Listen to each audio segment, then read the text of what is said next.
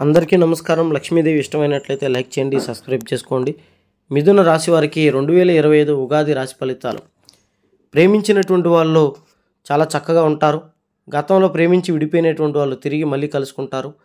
పెళ్ళిళ్ళు కాక ఇబ్బంది పడుతున్న వాళ్ళకి వివాహాలు జరుగుతాయి.